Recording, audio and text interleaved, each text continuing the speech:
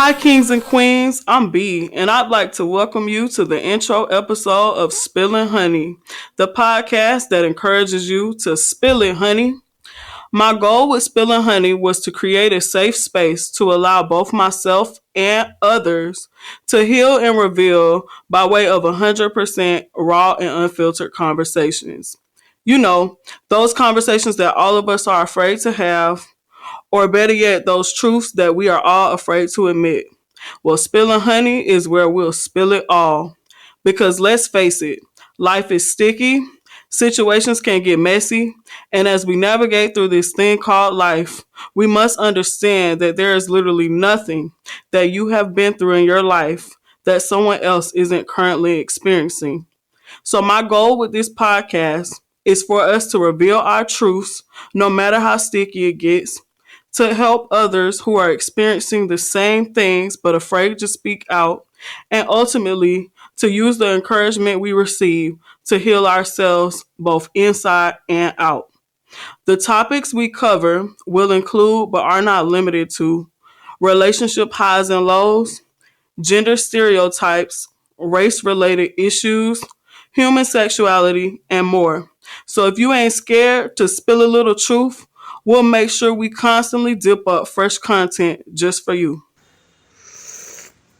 Hey, I'm excited to be here today, and I want to thank you for allowing me to be one of your first guests and start this journey with you. So I I'm super know. excited. Look, me too. I'm super excited too. I think this is super special that I get to do my first ever podcast with you. I wouldn't want to do it with nobody else. So this is Oh, stop! You awesome. know I'm gonna get emotional. This too early. You can't Oh, you get so emotional silly. this early. You so silly. So how are you feeling today? I know you just had a birthday just pass. Yes, I did. I had a birthday just passed. I can't believe it. I just turned big 30, dirty 30. It's crazy to hear myself and 30 in the same sentence. Yeah, it's really Oh, just like surreal to me cuz I still I'll don't feel remember like that day. I'm 30. I feel like a child still. So, you know. 30 is like, it's like you wake up and you just realize like I'm so grown right now and I still don't have it together. Right, exactly. Yeah, exactly. That's exactly how I feel. I woke up and I was like, "Oh my god, I'm 30 and like I literally feel like I have accomplished absolutely nothing." I mean, that's not to say that I haven't accomplished some things, but I haven't accomplished anywhere near what I felt like I should have accomplished or what I even imagined myself to accomplish at 30. So I'm just like, whew, I'm just, trying to see what 30 is going to bring. Hopefully it bring me better luck than the other 29 years. I think even you starting this podcast is such a big step. I think you've always been very reserved. And you're one of those people that walk in a room and other people paint your narrative for you. Like they'll say, oh, Brittany's so kind. Oh, Brittany's so this, Brittany's so this, but you don't really talk much. So I think I'm so excited about sharing this experience with you because I want to hear your perspective about everything. Like, it's your time to talk. It's your time to be the person on the podium for everybody and saying, this is who Brittany is. And I think that's a big step for 30. Right, I do too. That's kind of like part of the reason why I started this too. It was just a way, one for me, like I said, to just open up the door, like to create a safe space for people to just be able to talk about the things that like nobody ever wants to talk about, or like the things that even I myself have been so afraid to talk about for years, because it's almost like you go through your life, especially when you're younger, and you want to appease to everybody. You want to appease to your parents. You want to appease to your grandparents, your Mm-hmm. aunties, uncles, whoever. And a lot of times when you appease to people, you're truthfully, you put a lot of who you really are on the back burner. And it's not to say that you're being fake. It's just I think it just avoids a lot of conflict. Like me, I'm just the type of person, I'm really like an out of the way, type of person. And I really try to avoid conflict at all costs. And so, especially when it comes to the people I love, I would really, like hate to do anything to hurt them or upset them or say anything to hurt them or upset them. But like turning 30 just kind of made me realize I say I almost gave myself pretty much like an ultimatum. And I was just like, you know what? You turning 30, you just got to be honest with yourself and you got to be unapologetic and you got to just, not to say that I haven't always been honest with myself because I have. I'm a very authentic person, but it's just like, like you said, people think that because you're quiet, they take your silence for, weakness, or they take your silence for, you know, you don't have things figured out, or you don't know things, or just anything, like you said, they paint your narrative for you. So this was just, my way to, like I said, just take back control of my narrative and just paint my own narrative. And I guess I should say, before I go any further in this podcast, I want to go ahead and put my disclaimer out for anybody who's listening, especially like my mother and my father. I want to go ahead and just, put this out there for them because you know, I will not be apologetic for the things that I say. I will be very honest. I love that. So, I want to go ahead and put my disclaimer. I will, of course, continue to remain respectful to them as I have, but I will not hide my truth because a lot of the times, you get to the point where you realize that, your parents, they have their own truths, but at the end of the day, parents sometimes forget that you have your own perspective and you have your own truths too, and you have your own way that you may have seen things, coming up or different things like that. So this is why I just want to go ahead and put my disclaimer out, for my parents and, my elders and stuff like that, to just let y'all know that this is, just a very unapologetic space for me. This is pretty much like a talking diary, if you will, just being super duper honest and raw and real, which is why, like I said, I decided to call it Spilling Honey because, that's exactly what we do, just spilling them things in life that's just sticky, them uncomfortable topics, and just getting it off your chest because, I spent so much of my life just, holding it in, and it's time to let it out. At 30, it's time to let it all out. I'm going to say this just to piggyback off what you're saying. I'm probably the wrong person to have on this episode because I'm so sensitive. I'll just start crying. I'm like, this is getting real. Because I remember turning 32 and feeling like that. Not that I'm too far away from 30. Don't get the wrong idea. But I remember turning 30 as well. And I felt just like you. I had lived for so many other people. And I did so many things. And just speaking for myself, I don't know if I was truly happy when I was making sure to get others' approvals. Like, Right. let me do this to make them happy. But I don't know if I felt fulfilled when I was doing those things. So my question is, how did you feel? What would you tell your 10-year-old self? Let's start there. Now that you've learned now. Because this is, like I said, because this is a real raw and unfiltered, conversation, I'm just gonna be completely honest and say that, I'm not ashamed to say that I have no idea what I would have told my 10-year-old self. I'm still trying to figure out what I would have told my 20-year-old self, what I would tell my 30-year-old self now that I'm 30. Mm-hmm. I have no idea like where to even start with, what I would have, you know, told my 10-year-old self. I have no idea. I think I just, realistically just I want to take it day by day and just, figure it out. That's pretty much the only thing that I can say. And I guess if I had to pick something to tell my 10-year-old self, is just keep going. I mean, I know that's like super generic, but it's just like, especially I think I have to think back to when I was 10 and just like some of the things that I have experienced in my life. Even at 10, I had experienced a lot more than even some adults had experienced, from childhood up to 10. I had went through a lot of traumatic things. I went through, overcoming surgeries and all different kind of things that I had to overcome in my life, at such a young age. So, Do I you think guess those just, things like, and sorry to interrupt you there, did you think oh no, you like the good. surgeries and stuff, do you think that like mentally played a toll on you? Yeah, it did. It really did because, I think,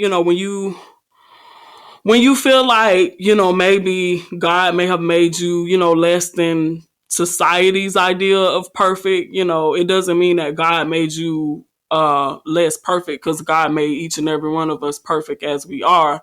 But, when you feel like, God missed the mark with me, or why me, why did I have to go through these things? Why,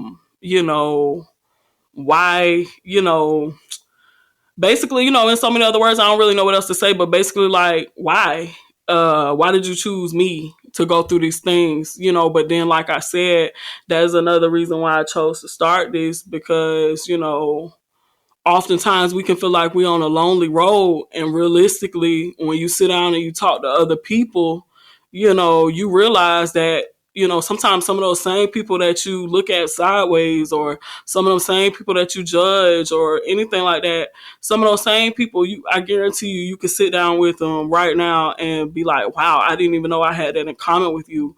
Wow, you went through that just like I did. So, you know um like I said, yeah, definitely those surgeries, they definitely took a toll on me, because it made me feel like, why did I have to be different than everybody else? Why did I have to go through, what I went through? But I mean, I guess in retrospect, I guess I gotta be, cookie cutter here and say, if I wouldn't have went through those things, I wouldn't be me. That's true, you'd be somebody else.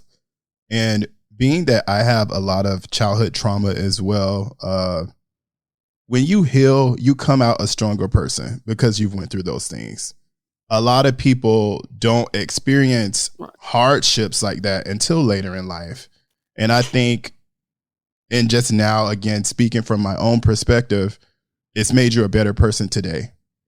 I feel like you are one of the most Right. understanding and truly empathetic people I've ever met in my entire life. I truly feel like that. You have been that way since you've been a little girl.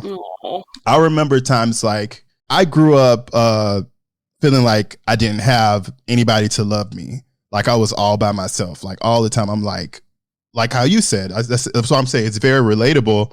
Like, but I didn't feel like I had anybody. Um, and you, every time I came around, even as a kid, made me feel loved. And that was so big for me forever. And I thank you for that. I see you do that for so many people. You're like this authentic type of love that you can't get anywhere else. It's like, I'm not telling you I love you because people are telling me to tell you that I love you. I'm telling you that I love you and I care about you because that's how I truly feel. And I always felt like that from you. And I want to thank you for that. Just thank you for Right. that kindness. No, truly, thank you for that kindness that you've always Oh shared to my me. gosh. Oh. Because contrary to popular belief, like that's hard to come by, especially now. Like people don't really, people walk up and tell you stuff just because they feel like they got to do it. Like let me Yeah. get a A on my faith report card today that I'm a good person. So hey, oh you doing good. I miss you, and you be like, you don't care about me. Right. Exactly. Go on if I hit you in the back of your head with this Right, notebook. right, exactly. Yeah. I don't know why people feel the need, to have to do that. Like I said, I've never been that type of person. And I think, to your point, first of all, it I don't even know how to receive compliments a lot of times. So that's something I'm definitely working on. But I appreciate that so much, because, a lot of times you feel like, once again, I go back to what I said earlier. You feel like you're on a lonely road and you feel like, well, do people even appreciate this stuff? You know, it's like you feel like you stick Mm-hmm. yourself out on a limb and it's like, do people even care? So to know that people do care, it makes me feel like, I don't know, it made me feel important. I always tell my mom, I'll be like, oh my gosh, I feel so important. Because a lot of times, you know, you really don't feel important a lot, you know?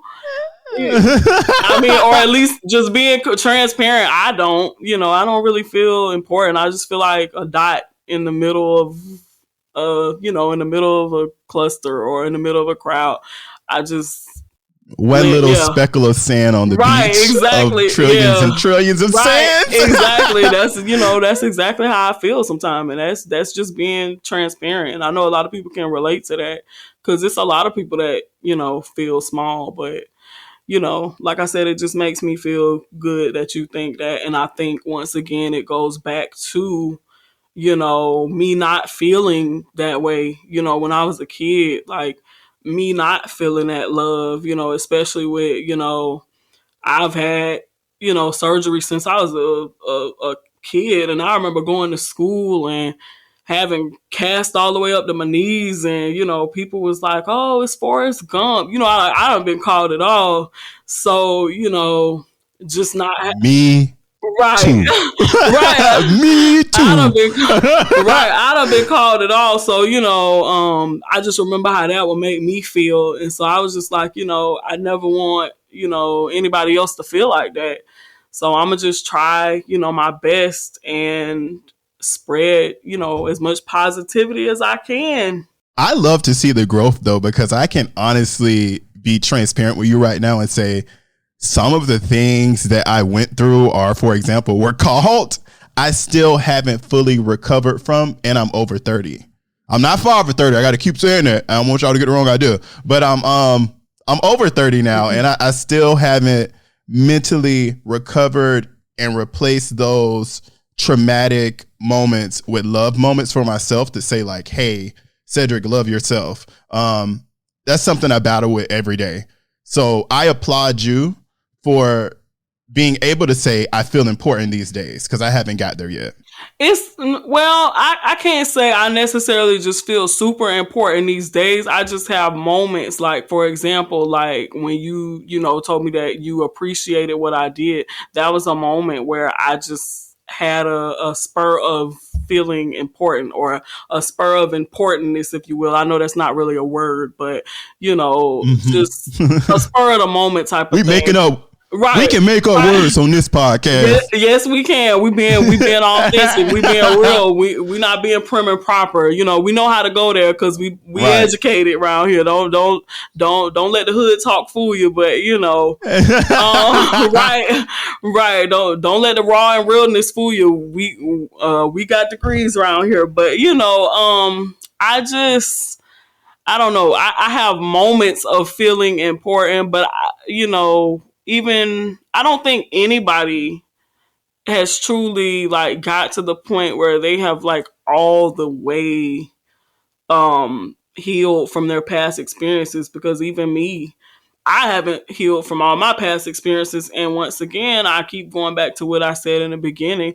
That is the main reason why I started this, because I haven't. And I wanted to be able to just get it out and just have other people who, you know, can resonate with me, or even if they can't resonate with me, you know, that can give me a word of advice, or you know, that can be like, oh man, I appreciate you for saying that, so I know that if I ever go through that, I know, you know, what not to do or what to do, or you know, if my child ever come to me and they in that situation, I have tips and tools, you know, to help me through that. Because you know, sometimes, you know, like I said, we feel like we on a lonely road, but in reality, it's always somebody. And I can't remember who said this. It was either Are like you talking about like the Green Day song, I Walk a Lonely Road, the lonely road that I've ever known on the Boulevard of Broken Dreams? no, not Boulevard of Okay. Broken Dreams. Because you know, trust me, I rocks with Green Day, but not Boulevard of Broken Dreams. But somebody actually said it was either. I don't want to get the wrong person. It was either like Oprah or like Iyanla Van Zandt or somebody like that, said to the effect of like, basically like, whatever you're going through, it, you can almost bet your bottom dollar there is nothing that you have went through that somebody else hasn't went through or that somebody else won't go through. So that's kind of like, the premise of this. Or is currently going through. Or is currently, yeah, or is currently going through right now at the same time as you. So that's pretty much why I started it, because like I said, I just wanted this to be a healing journey for myself and everybody else along the way. Because like I said, I haven't healed from a lot of childhood trauma either, and neither have probably majority of people, and that's why, I feel like most of us are the way we are because a lot of us are harboring so much stuff in our life and we just carrying this baggage. And to me, I just feel like it's making us mentally sick. That's why so many of us, especially in our Mm-hmm. generation, deal with anxiety and depression and all kind of things like that, because it's making us mentally sick. It's making us physically sick. Because when you mentally sick, it's easy to get physically sick. Like, I mean, I promise You you, must be reading off. it's like You must inevitable. got my letter from the psychologist over there. No, man, this coming straight. Oh, I No, thought you man. had. You said it. You said anxiety and depression. I thought that was about me. No, man. Hey, man. No, man. That's what I'm telling you.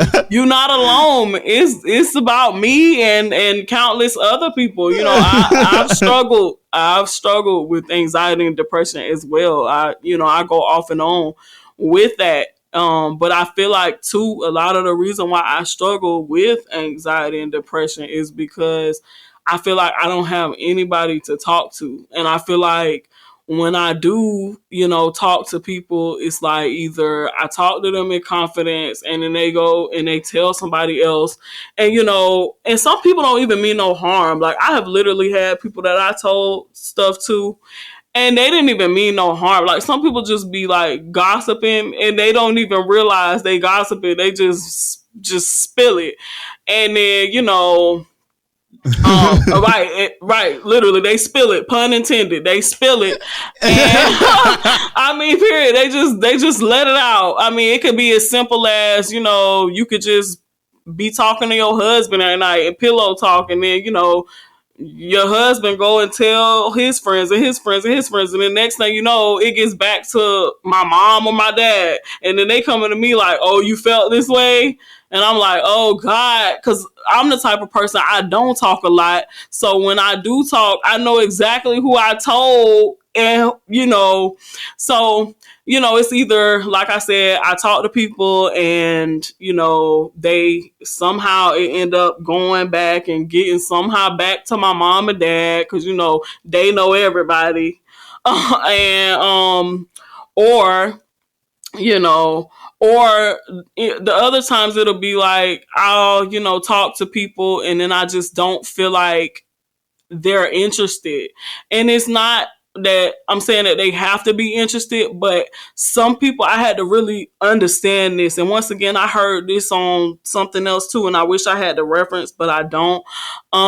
They were like, you have to ask people, you have to make sure that people, I think it was Iyanla, because I watch her a lot, but she was like, you have to make sure before you dump your problems on people that they have the mental capacity to handle what you dumping on them, because people have their own problems too. And it's hard Mm-hmm. sometimes when people have their own problems. They don't want to hear about yours. They trying to navigate through their own.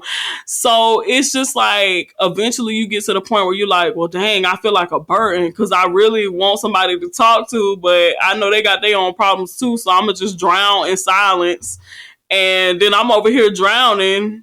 And then, God forbid, it's too late, because you've taken measures that you can't take back.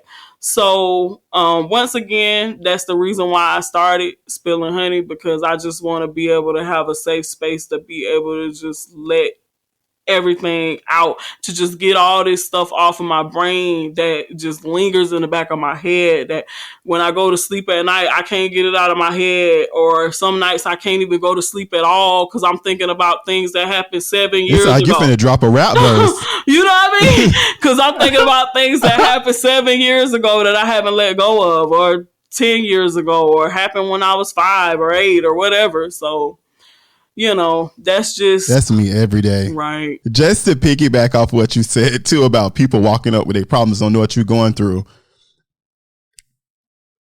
I hate to do this because I hope these people don't ever listen, but it's people, certain people have walked up to me and I'm like having a bad day and just start telling me all the stuff they're going through. And it's so much smaller than what I'm going through. And it's like, if they knew in my head how bad I was cursing them out, or attacking them, or wishing the bus just back up right then.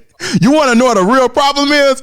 But yeah, I just thought about that. Yeah, and I know, and sometimes it is like that, but I guess too, we also, to me, I feel like we kind of gotta be just a little bit more lenient towards people like that too, because I feel like this. Like for example, if I go to say, if I go to like my parents with a problem, like for example, I might go to my mom with a problem, and she may be dealing with something that is like of like grave importance, and she may be like, girl, you worried about that, that's so small. But what I learned is it don't I'll matter. say this. I'll say this in response to what you just said. It is so different for a parent though. Like for when I go to my mom with certain stuff, it's so different. Like, and I hate to say this like this, people are like, no, they don't, but they kind of have to deal with your problems. You're the reason I'm here. Listen to what I'm going through too. I'll hear you out because I care. But it's the other people, like other people that are truly not like in your heart space with you, like your associates, people that just walk up out of nowhere. You work with them. They walk into your bakery or something and just saying, blah, blah, blah, blah, blah, listen to me. My husband last night got drunk. And then he threw down all it. You're like, I don't care. Right. Why are you telling me this? I've been at work. People tell me their whole life. I have had people do that to me, and then, me, I'm just, my mom, she has to tell me all the time, like, can you be like a little bit more attentive? And I promise you, I don't mean any harm. It's just like when I have like 1,700 things going on, I do understand what you're saying. It's like the last thing I'm thinking about, but still I have to pull back and I have to be like, okay, obviously, God makes no mistakes. And if this person felt comfortable enough to come to me and tell me about something, maybe I need to take a step back, because sometimes some people, hey, you might at that moment been the only person that they had to let that out. And if they feel like they need to let that out, then you just might have to, even if you're not really there, just to let them. I'll say this too, especially since we're being very authentic and transparent on Spilling Honey. I feel like I'm the opposite of you. I'm like a magnet to those type of people. And I have this deep rooted fear that they won't like me, because I don't know why I feel like people just don't like me all the time. Like I'm just always, I'm like, I don't know, I need at least them like me. So I end up listening to everybody and it becomes overwhelming. Like people see me like, oh, that's that guy. He's always happy to listen to me. Hey, come back so I can tell you about my day. And then by the end of the day, I'm so freaking miserable, and I'm smiling and shaking my head in their face and saying, that's beautiful. And I'm going home and I'm just crying about this. But I need to find some type of balance in between where I'm at and where you're at, and I think I'll be good. Because you said you cannot pay attention. I pay full attention, and I take those problems with me. I do too. But you literally just have to it's something that takes like immense amount of time. And truthfully, I feel like sometimes it just comes along like just almost kind of like unbeknownst to you, because I've done it to people without even realizing that I've done it to people. Like I said, like people would come to me and do that while I'm at the shop, and it's like 13 customers in my face, and then you talking to me about your problems, and I'm not trying to seem insensitive, but it's like 13 other people behind you, and I'm trying to listen to you and take their orders, and then you step to the side because you like, okay, I see she's busy, so I'm gonna step to the side and I'm gonna continue to talk to you while you serving other customers. So like sometimes it's not even like intentional, it's just like I'm busy right now, and I literally sometimes can just zone you out, like not even, on purpose. I can just zone you out while I'm trying to focus on my other customers, because the thing that I don't want to do is, be listening to you, and then like the other people that are walking in that are just as important as you, they feel like I'm not paying them any attention, and like they don't matter because I'm having a whole full-fledged conversation with you when I should be taking a moment to focus on them because they're patronizing me just like you. So it has been instances like that where I was able to kind of like not necessarily remove myself from it, but like zone it out for a little bit. And then after, say I got the line down or the customers moved or whatever happened, then I go back to you. And then now I'm where you are and I'm taking these problems home, so it's just a balance. I'm nobody's psychologist or anything. This is just a soft suggestion. But being that you're now 30, you can just mark on your list to be a little bit more assertive. Right. Like, hey, I'm doing this. I'll revisit that. And that can just be something you do unapologetically and say, you know what? If they don't come back and talk to me, are they mad? They're just going to have to feel some type of way. Because that's where I'm at now. It took me a long time to get here, but I have to say, hey, you're just going to have to take that with you. Right. Because I can't take no more right now. I put my bottom line down. I have no problem listening to you, but not right now. Right. Exactly. Mm-hmm. Yeah, and I will admit that's definitely an area where I struggle at with assertiveness, and telling people no. I struggle very, very hard with that. Telling people no, like especially in business, it's so tough because it's like, I appreciate the people that pick little old me. You know what I'm saying? Out of shoot, millions of people who do the same thing that I do, so it's not like, I don't think you're important, but it's like sometimes, when you're in a business room, it's like people think that you have to be accessible to them like every second of your day. Like, and it's to the point where sometimes it can be overwhelming for me because literally I've had people like blow me up, like, you not answering my calls, you not answering me, you not texting me back, they texting me back to back to back. And like literally I could be at my day job because I have like 17 jobs, I I was like, right. I could be at my day job and talking to my manager and you blowing my phone up. And I'm like, look, I can't talk to you right now. I'm talking to my manager. I can't talk in the daytime. That's why I always tell people like, man, I know some people hate texting, but I'm like, text me. That's like the quickest way because I can't always talk on the phone. I'm not always accessible. And it's like, that's the one thing where, it can get kind of difficult because it's like, like I said, I appreciate the support, but she could get overwhelming sometimes because it's like, like you said. I'm going to admit this to you too, because your mom always get me for this. Like, you'll be like, you ain't answer your phone when we called. And your mom will be like, you never answer your phone. I have so much anxiety surrounded by answering phone calls. I do not know what it is. My phone right now is on Do Not Disturb. I keep it on Do Not Disturb. So I can't get phone calls because I get so scared. Every time I don't know what that's from. I'm like, this bad news. This bad. Every time somebody call me, I'm like, you got to text me first. That's that trauma. But like, to me, I just feel like it is. That's that trauma for real. Because seriously, I'm like that too. But to me, why we always get on you about that is because it's like, it's us. You know what I'm saying? Like, it's us. Like, we not calling you to like burden you with anything. Half of the time when I call you, I don't even be on the phone that long. You know me. I don't talk that long unless it's something I'm real interested in talking about. But I think it scares me too because you are the person of contact for like a lot of people, for me to get in contact with me. So it scares me. You know, like you could be calling for anything. I know that don't make sense to you, but that's how my mind works. You and my mom are two people. I'm like, y'all a connection to too many other people that can't like directly get in contact with me. So it just makes me scared. Yeah, your mama definitely But that's something I need to work out. Cause your mama definitely maybe when I turn 40. Yeah, you'll be okay. Yeah, it might not be 40. You might have an awakening, whatever, 35, whatever. You never know. Look, now hold up. I want to make sure the listeners heard. You see, she said I ain't 35 yet, so y'all need to hear that. Man, you act like you act like you so old. Like you ain't that old.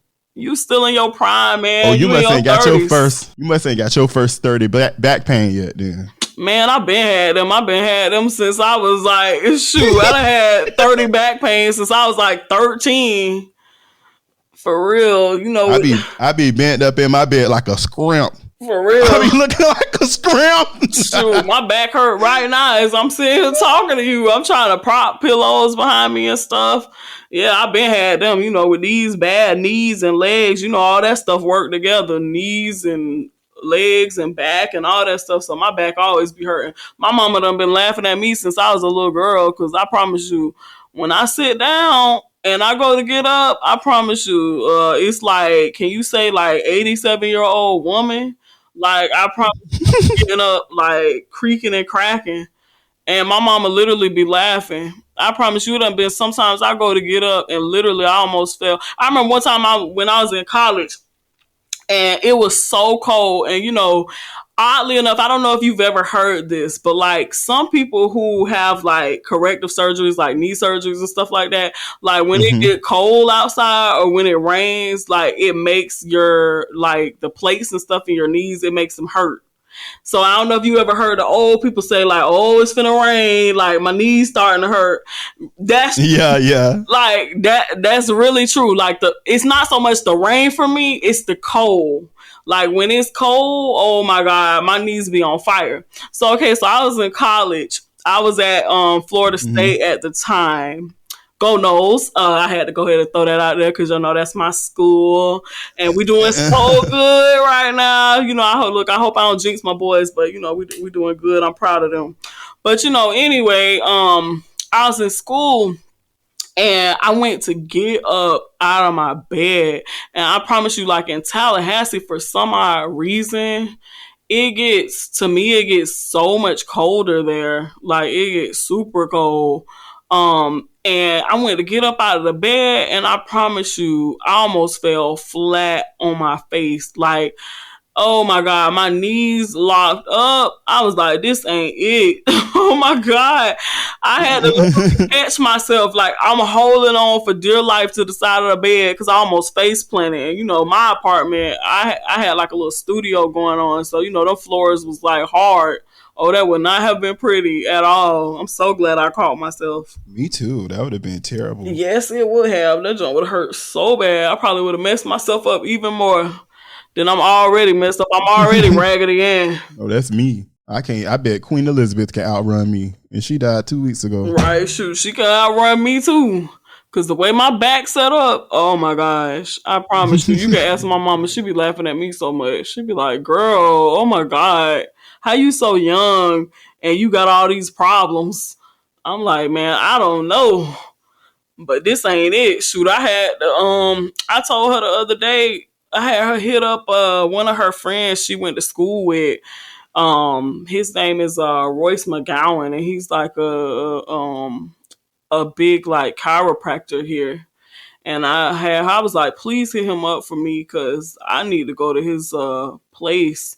I need to figure out like what they rates are and go to his place because oh my God, I need him to like align my back. I feel like my back is off. Like I need to get it cracked or get it realigned or whatever. I think I need the same thing. I just need him to just take all these bones out and just give me some new ones. Right, that too. I take that too because oh my God, I promise you. And it's like I go to like try to stretch or crack it or whatever, and I can't never get it.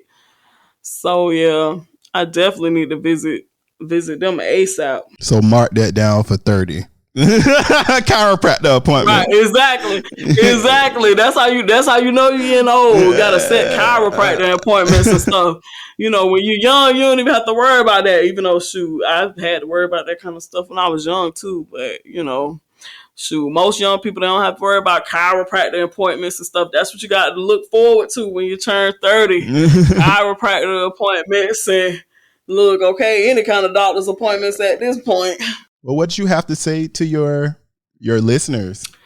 Well, I just want to say, first of all, thank y'all for even taking the time to listen to me. You know, I know this is new, and I know, you know, of course, pretty much majority of y'all probably will have no idea who I am or what I am about. But I would hope that, you know, as we do more and more episodes, that, you know, you could get a little glimpse, you know, into my life and into some of the things that I have been through.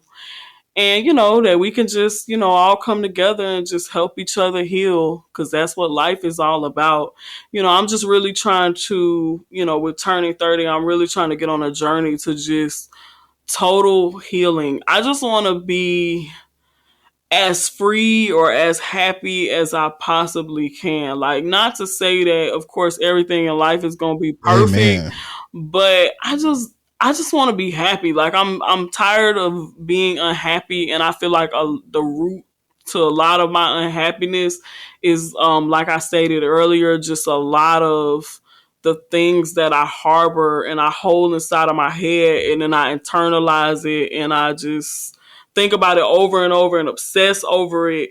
And instead of obsessing over it, I just want to release it and release it into the atmosphere. And hopefully, you know, for those of you who are listening, you know, if I say, for example, I release something into the atmosphere, that it may be able to help you, you know what I'm saying? That I can say something that, you know, can be like the battery in your back as well. Because, you know, like I said, you know, a lot of times, you know, we think we're on a lonely island, or we want to be so different so bad. You know, men and women, we like men are from Mars, women are from Venus, or, you know, we try to do anything to make ourselves so different. But in reality, at the core, we're pretty much all the same, and we all pretty much kind of deal with very similar issues. So, you know, it is just my hope, you know, to those of you who will listen, that, you know, you can just take something that is said on here, and, you know, we can just all work together to heal. We gotta heal. For real, yeah, we gotta heal, especially for this new generation we got coming up. You know, a lot of us are having children and stuff, so, you know, we gotta we gotta let this stuff go. It gotta stop somewhere. I'm trying to stop it right here. Oh, that's awesome. Well, thank you for having me on. Like, thank you again. I can't thank you enough. Of course, I wouldn't want nobody else to be my first guest. I said it earlier. I'm gonna say it again. Look, I hope you come back on again. Y'all can't see it, but I'm ugly crying right now. Oh, whatever, whatever. I don't know if you ever seen this movie called Monster Ball with Halle Berry. I seen part of that movie, but I haven't seen the whole movie yet. I only seen like little It's this pieces of scene it. where she's like crying because her son like got hit by a car or something. Yeah. And that's how I'm finna cry about being on this podcast. Oh, you so silly. Oh,